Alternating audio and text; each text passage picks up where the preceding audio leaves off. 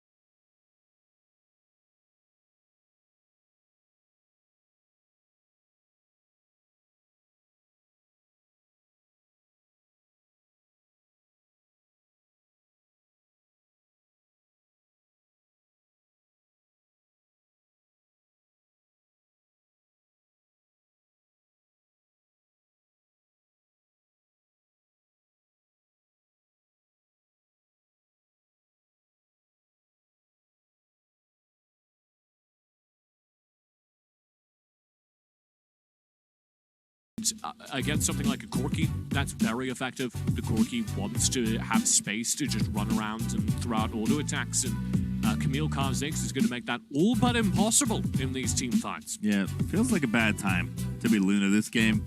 Going to be using the Valkyrie, using the package very proactively. But if you can't survive, Luna's Corki is the best I've seen in Horizon Cup so far. He's extremely good on this champion. And his team also plays well around package use, right? This is definitely a team that just gets to objectives at the right time.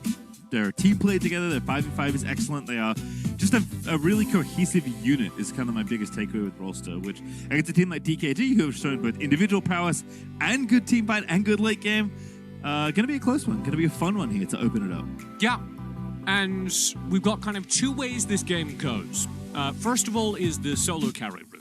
Both these teams have solo carriers they're very obviously going to be playing to that could just take over the game. For TKG, that is Hueba playing this Kha'Zix who could get fed to the point that he can one-shot anyone, and if that game state happens, our video game is done. Other side, same story for Rattel on the Fiora. Rattel's Fiora has done it before, can get so big there's no counterplay. If neither of that happens, and frankly this is the more likely game state simply because of how good both these teams are, they will put the brakes on anything that starts running away with the game. So if neither of that happens, we're going to go to late game team fights. And between Rolster and DKG, I do not know who has the better team fight, but I will say it depends entirely for me on the bottom lane duos. Yeah, I mean, I feel like when you kind of, you know, start crossing out carries on the top side that maybe neutralize each other. You look down at the supportive elements that they've drafted in that top side as well. You start to look down the bottom side. You look at Luna's Corki. How good can he be? Where the Kha'Zix, where the Camille, where the Twisted Fate, breathing down his neck every team fight. And how good can Win be, who has been excellent all tournament long? Dakun yet to drop a game so far this tournament. If they're going to, though, it does seem like it will be in this series. Yeah. I mean, this is it. Both teams undefeated to this point. Obviously, that cannot continue for Dakun. They are delivering on the expectation. As far back as during the SEA Championship, teams were telling me, hey, this Dakun Gaming, the team that qualified out the Open qualifier in China, they're the team to beat. And here they've delivered on that twofold. Rolster, it's a little different. Korea, of course, got handed some big L's the last time they played Chinese teams. We had that WCK versus WPL event, the Chinese and Korean leagues playing each other. Rolster was the only team that got a win. That was versus the WPL, the franchise league, of which, of course, Dakun Gaming is not a member. So even then, when Rolster were getting kind of knocked around by the WPL teams, Dakun Gaming were allegedly better than that. And they've certainly shown that here so far in Horizon Cup, as Ratela's getting it aggressive nice and early here up against YK. Isaac also apparently just putting his face straight into Twisted Fate, wanting to be get some prio here in the 1v1. But you know, on the other side of that, Rolster have improved so much since the end of the WCK. They were far and away the best team of the WCK. They finished the finals 4-0. They won, I think, the quarters, which was really versus the second place team, G-Luck. Who were very strong regionally. They won that match 4-1. It was the only game they dropped over the entire playoff series in the WCK. So, Rolster, the best Korea have to offer, and they've been in the boot camp, grinding, and you can see them. So far, nice and deliberate, let's say, but I think we are expecting a bit of a slow pace of play here between these two teams. Especially for Rolster, one of the biggest weaknesses of the Korean region, and Rolster in particular, is they struggle to end games. Their team, in typical Korean fashion, likes to play things out. Is this just all we have today? Is it just Lee Sin going top lane at 2 minutes every single game? It's just Kha'Zix and Lee Sin top all the time? Oh, it's getting followed up on this time. Yo roams all the way up here. Very nice here out of the TF. But who is just going to back it up? I've got a number for you, Pastry. I'm ready. What do you think the average game time for Rolster is this tournament? This tournament? This tournament. 18 minutes. Higher. What? How is it higher? 20 minutes! 20 minutes? 48 seconds! That is almost 21! That's way too many minutes! It is! It really is!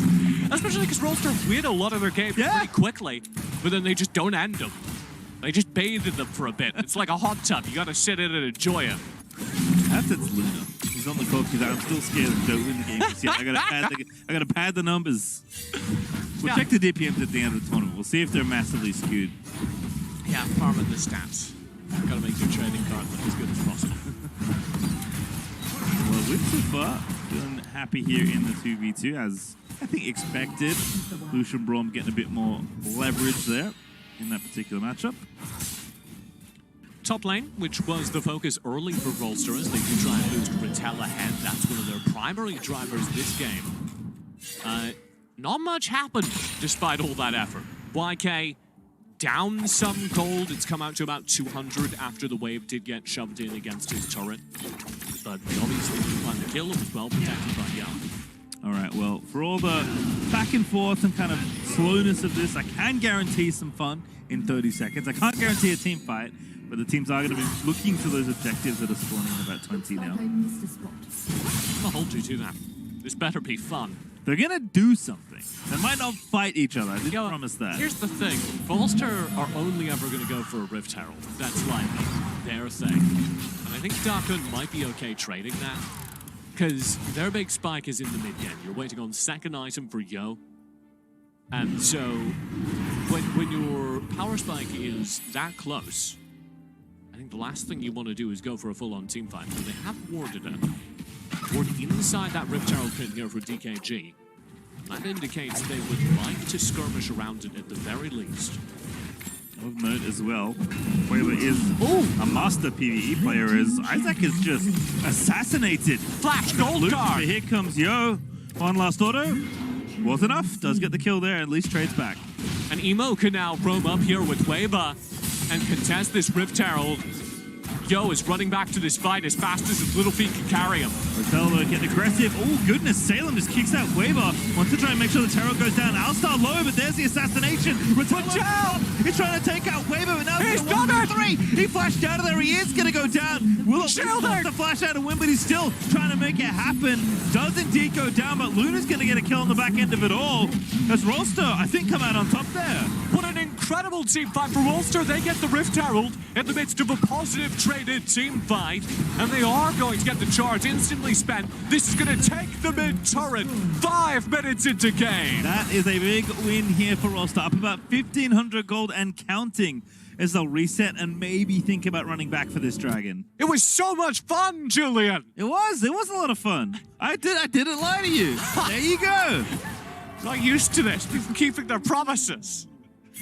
DKG now going to try and make something out of this kind of pause in the tempo. You see them set up for control around this Ocean Drake. But here's the wild thing. They do not feel comfortable to fight for it. They are slowing down the game at this point. And that is not a position DKG have been in all tournament. Here comes the challenge. Rocket Cat already at the ready. Win tagged and bagged. Doe's going to take him out. Great execution by Rolster, knowing the speed of their engage there, knowing they can just pull up and support Luna.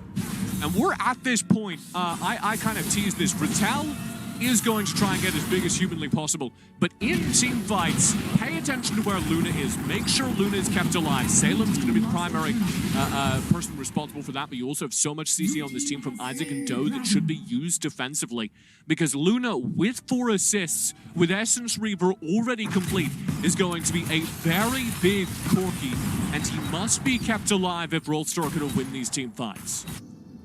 So far, so good. There for Luna. As I mentioned it already, Rocket Cow with the moon pants, Salem zipping on it. What? It's got Protobelt, Rocket Belt. And those are moon pants. You don't know? Moon shorts? Both putting it together.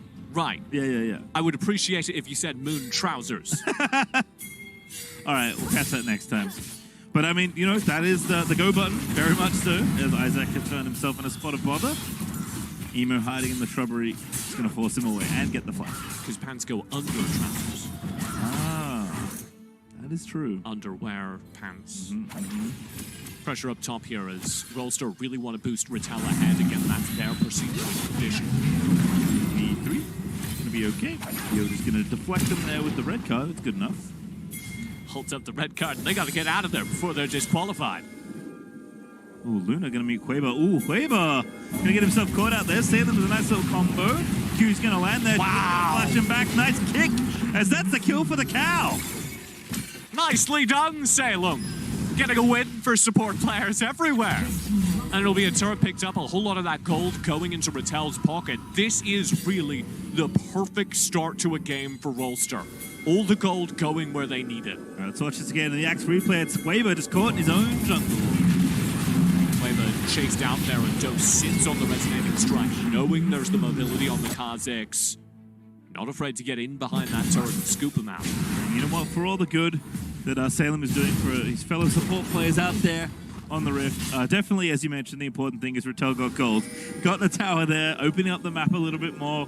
2,000 gold ahead now for Rolster Y. And quiet marker here, just because he's not usually a carry for this team, but Doe is sitting around 8,000 gold, the most on the map by a pretty wide margin, as he's just had incredible kill participation so far. Only missed out on 1 kill on the map. He's been everywhere he needs to be. It's been an incredible game for the Rolster jungler, who is normally a little more utility focused, but you're on the Lee Sin, understanding the assignment, getting out on the map early, boosting his lanes ahead, and as a byproduct, becoming a pretty scary Kung Fu man. Good so far as DKG grouping here in mid.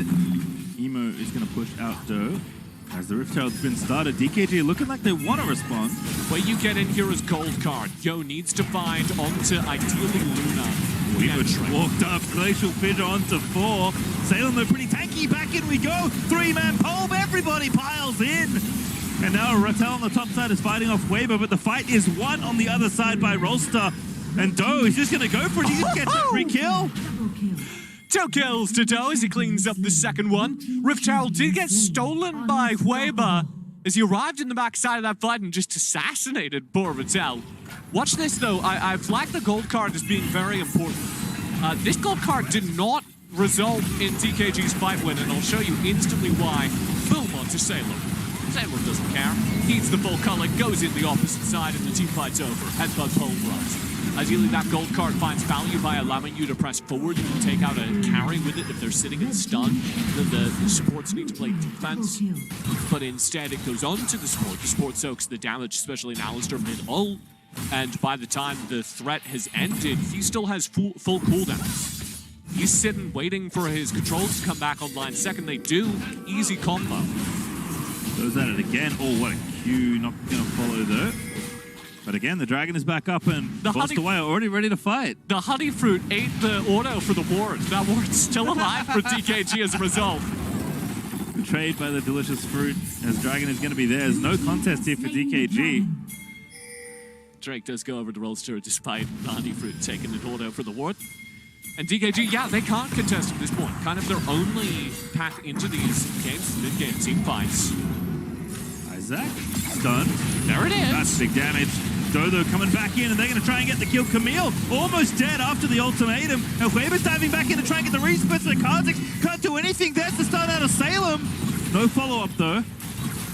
And look at Luna just living his best life, floating along. Just chilling. He's popping. Chilling in that corridor. And there's nothing you can do if you're trying to access him, and all of that soak is just being eaten up by Salem, eaten up by Rattel and Doe, who are playing such good defense.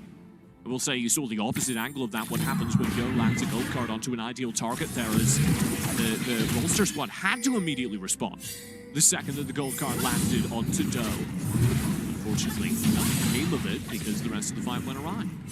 I don't really like this Rift Herald use. This is kind of terrible. Oh no! Didn't even get the gold. Weber just drops it and dips. Just drop 50 bucks in the Rolster bank account. Direct deposit. I don't know. Rattel will take it. Has not been the big player this game for Rolster, but still a potent side laner here. Only going to get stronger as the game goes on, but it is definitely Doe right now. Isaac's doing pretty well, and of course, don't worry about the gold right now for Luna. As the game goes later, Corky's only going to get stronger. Yeah, Corky, a massive late game threat. And if you're talking about late game, the fact is Darkun don't have a whole lot for it. Lucian's all right late game, Kha'Zix all right late game. I would say Camille's strong late game, especially his utility. But nothing that compares to what's going to be online for Rolster, mainly in that Corky, but you also have significant counter threats from Rattel once he completes his item build with an advantage, as he is now about 1,000 gold flat ahead of the entire DKG squad over on that top side of the map. So, a very, very good game for Rolster. This has been a complete wish list of items. See what DKG can do to kind of come back. It's 3-item TF. You know, Quavo's decently strong. As Salem just found an angle. Emo is going to be the target. It'll be an awfully sad boy today. Actually, he's going to live to tell the tale. It's Happy Days. His favorite songs being released, and Salem booking it as the culling pops out from Wind. Man, Salem just ate so much damage. And he's low now, which is why this Destiny gate gets opened. Salem's okay. Going to be escorted out. Just peeping in, seeing what you could see. You open the Destiny gate. Sees 5 people. Decides not to ult. Rattel was in the side lanes, which makes it kind of more hilarious because he saw Rattel isolate and went, I don't think so. 3-item Twist of Fate. Nah. Rattel didn't have the GA that he does have now. So that I feel like at this point, Fiora is online in these split pushes. Hear me out. Rattel's not leaving, let me tell you. If you bait the riposte, it's winnable. I mean, if don't bait the riposte. If you don't bait the riposte, you do turbo lose that. I do think this is where we go back to our fun fact history about Rolster's average game time. Oh, true. It's coming up again. Because Rolster are in complete control of this game. They could just take the Baron. What are DKG going to do? Fight them? Rolster don't care. Not a speedy team. Ooh, Isaac, good catch here. Great stasis there. Isaac gets out and goes back in. Maybe the target. Banner goes through. Oh, goodness, that was messy, but it still works out in the end, and Isaac is going to fall. But a worthwhile trade, I have to assume. Yeah, no jungler here as the Infernal comes up, so. Rolster take that. And case in point, Isaac was at every possible disadvantage there and still won the fight, because that is how far ahead Rolster are right now. They could end this game. DKG are just going to keep throwing Hail Marys, see if one of them works out. Luna is ready to go, by the way. Does have the package for this Infernal, so an easy pickup to that objective. Here we go. Oh, it's never mind. That's Lee Sin. He was looking for a blue buff. Really hoping that was close, but it was not. Still, Doe definitely able to cover some distance. But here's my point. You see how Rolster do kind of just have this game tied up. And if you're watching a lot of teams at this point, they just start the Baron. And DKG fight into it, obviously, and you win because you're this far ahead and the game's over. But Rolster say, I mean, we've got the better late game. Exactly. Why Scaling. We can just vibe for a bit here. Cross Corky almost every game. Luna's like, I'm scaling, don't worry about it. I mean, it's Keep just playing the game. It's a little sketchy for me because Twisted Fate is such like a... If you land the right gold cards at the right time, you can maybe find a kill and 4v5, something happens. You're giving DKG time to work with. And if I'm a Rolster player, I don't want that. Right, and that is definitely scary, but I think it does certainly speak to the style, obviously, of Rolster, and they're confident in their ability in these late-game 5v5 team fights, and to their credit, they have been very good at that all tournament long as Doe. Gonna get it started there onto Emo, and it is not sad by hours just yet, but it's about to be as Doe dives back in to finish off what he started as Salem! Rocket bots in for the kill! Nicely done. Yet again, Salem. That's his second kill this game. Team 5 breaks out as DKG press forward into a 4v5. Oh, Luna's just so strong. Doe flashes in. They know they can get this here. Isaac pops the moonfall, doesn't grab it, and oh my goodness! Doe just dives straight through the backlines, assassinates Wind, and that could be the game! It should be. The 4v5 attempt from DKG kind of spells out exactly how desperate they are. And this will be a dive underneath the Nexus. Look at that. Not even 17 minutes in and we're leaving the base. Okay, we're going back. We're going back. Surely. Miniwave's coming in. Nope. We're recalling. Oh, it's TP. Ritel's still here. 20 seconds on response. Here's Emo. 20 seconds on. Oh, they do have TP. All right. And also enough. Don't worry.